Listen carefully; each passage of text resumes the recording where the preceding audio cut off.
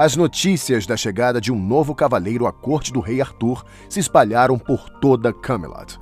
Diziam que ele era jovem, forte e corajoso, e que sua habilidade com a espada era comparável à dos mais nobres guerreiros da Távola Redonda. Seu nome era Lancelot, e ele viera de terras distantes em busca de glória e aventura.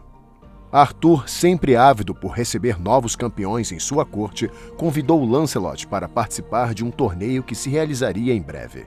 Era a chance perfeita para o jovem cavaleiro provar seu valor e conquistar um lugar entre os mais bravos do reino.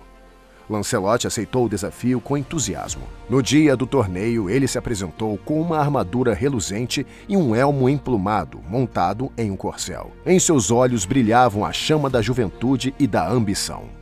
O torneio começou, e Lancelot se lançou na batalha com a coragem de um leão. Ele derrubava seus oponentes de seus cavalos com golpes precisos e poderosos de sua lança, demonstrando uma destreza e uma força incomum. Cavaleiros experientes e renomados caíam diante de sua destreza, e o povo ficou maravilhado com a habilidade daquele jovem guerreiro. A cada vitória, a fama de Lancelot aumentava. O povo o aclamava das arquibancadas, e os outros cavaleiros o observavam com admiração e respeito. Arthur, sentado em seu trono, sorria com satisfação. Ele havia encontrado um novo campeão para sua corte, um guerreiro digno de se sentar à távola redonda. A rainha Guinevere também ficou encantada pelo jovem cavaleiro. Ele era belo, forte e cortês. Ele parecia o modelo do cavaleiro perfeito. Lancelot dedicou sua vitória como um tributo à beleza, à graça e à gentileza da rainha. Cada golpe desferido, cada oponente vencido, cada gota de suor derramada, tudo havia sido em sua honra. Ele jurou sempre se prontificar a ser seu campeão sempre que fosse necessário. Lancelot, desde que chegara à corte, se viu cativado pela beleza e gentileza da rainha Guinevere. A admiração era mútua. A rainha, por sua vez, reconhecia no cavaleiro não apenas a força e a bravura, mas também uma nobreza de espírito e uma gentileza rara. Encontros casuais nos jardins do castelo, conversas em meio aos festejos da corte, olhares trocados durante os torneios, uma amizade profunda e singular florescia entre eles, entrelaçada por uma atração inegável que ambos tentavam conter. Conscientes de seus deveres e da lealdade que deviam ao rei Arthur, Lancelot e Guinevere se esforçavam para manter aquele sentimento sob controle, transformando a paixão em admiração, o desejo em respeito. Mas o amor crescia a cada dia, ameaçando romper as barreiras da razão e da prudência. Um silêncio gélido se abateu sobre o salão principal do castelo de Camelot. O alegre burburinho dos cortesãos se calou por completo quando um mensageiro, visivelmente exausto e coberto de poeira, adentrou o recinto, trazendo consigo notícias funestas. Com a voz embargada e o semblante carregado, ele anunciou a captura de Sir Hector e Sir Lionel, ambos aprisionados pelo cruel Sir Turquine. A notícia caiu como um raio sobre a corte. Em um murmúrio de espanto, a apreensão percorreu o salão. Lancelot, que se encontrava ao lado do rei, sentiu um aperto no coração ao ouvir o nome de seu irmão e primo. A lembrança da amizade e do afeto que nutria por ambos o impulsionou a agir.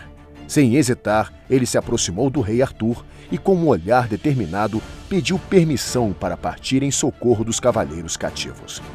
Arthur, conhecedor da bravura e lealdade de Lancelot, concedeu-lhe a permissão sem hesitar. Movido por um senso de urgência, Lancelot não perdeu tempo. Dirigiu-se aos estábulos reais, onde escolheu o seu corcel mais veloz e forte, e o equipou com sua armadura reluzente e sua espada afiada. Em poucos minutos, ele já estava cruzando os portões da cidadela, partindo em busca de resgatar seus parentes. Enquanto isso, em um castelo sombrio e isolado, Sir Turquine, o causador de toda aquela aflição, regozijava-se com sua mais recente conquista. Turquine era a antítese de tudo que um cavaleiro deveria representar. Dominado pela crueldade e pela sede de poder, ele desprezava os códigos de honra e cavalheirismo, deleitando-se em subjugar e humilhar seus oponentes. Seu castelo, Situado em uma região inóspita e de difícil acesso, era mais parecido com uma prisão do que com uma fortaleza. Em suas masmorras úmidas e escuras, Tyrkeen mantinha cativos dezenas de cavaleiros, a maioria deles cavaleiros de Arthur, derrotados em combate e despojados de sua liberdade e dignidade. A motivação de Tyrkeen era tão obscura quanto sua alma. Alguns diziam que ele agia por pura maldade, sentindo o prazer em causar sofrimento aos outros. Outros acreditavam que ele buscava vingança contra o rei Arthur e seus cavaleiros, nutrindo um ódio profundo pela ordem e justiça que eles representavam. Havia ainda aqueles que afirmavam que Tyrkeen era movido por uma ambição desmedida, sonhando em um dia destruir a Távola Redonda e tomar o poder para si. Após dias cavalgando por terras inóspitas e desertas, Lancelot finalmente se aproximava dos domínios de Sir Tyrkeen.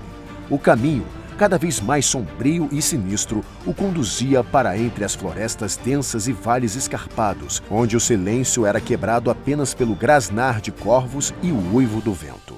De repente, ao transpor uma curva na estrada, Lancelot avistou um grupo de cavaleiros que escoltavam um jovem prisioneiro. Aproximando-se com cautela, ele reconheceu o brasão que adornava o escudo do cativo. Era Sir Gaheris, um dos cavaleiros mais jovens da Távola Redonda, e irmão de Gawain. Indignado com a cena, Lancelot não hesitou em intervir. Com um grito de guerra que ecoou pelas colinas, ele desembaiou sua espada e se lançou ao ataque, surpreendendo os captores de Gaheris. Com um movimento ágil, Lancelot derrubou o primeiro cavaleiro e desviou do ataque, e num contragolpe certeiro, desarmou outro oponente, que cambaleou para trás, surpreso com a força do adversário. Outro cavaleiro tentou investir contra Lancelot, mas foi recebido com um golpe de espada que o lançou ao chão. O som metálico das armaduras chocando-se contra as pedras no chão ecoavam pelo vale, misturando-se aos gritos de dor dos cavaleiros caídos. Sua espada, brilhando ao sol da tarde, dançava no ar, deixando um rastro de luz a cada golpe desferido. Escudos eram partidos, elmos eram amassados e armaduras eram perfuradas pela lâmina implacável. Os demais cavaleiros, vendo a ferocidade de Lancelot, hesitaram, pois a covardia já havia tomado conta de seus corações e, por isso, eles empreenderam fuga. Sir Gaheris observava Lancelot com admiração, maravilhado com a destreza do cavaleiro que o havia libertado. Aos seus olhos, Lancelot não era apenas um guerreiro, mas um anjo vingador, enviado para punir aqueles que ousavam desafiar a justiça e a honra. Gaheris, ansioso por ajudar no resgate de seu irmão e impressionado com a coragem de Lancelot, se ofereceu para acompanhá-lo. No entanto, Lancelot, ciente dos perigos que os aguardavam, recusou a oferta. Lancelot então propôs um plano. Gaheris retornaria à corte de Arthur e informaria o rei sobre a situação, pedindo que ele reunisse reforços e os levasse até o castelo de Tyrkeen. Enquanto isso, Lancelot se infiltraria na fortaleza e tentaria libertar os prisioneiros. Gaheris, apesar de relutante em deixar Lancelot sozinho, concordou com o plano. Com um aperto de mão e um olhar de gratidão, Gaheris se despediu de Lancelot e partiu em direção a Camelot, enquanto o nobre cavaleiro seguia rumo ao castelo de Tyrkeen, preparado para enfrentar o mal e resgatar seus companheiros cativos.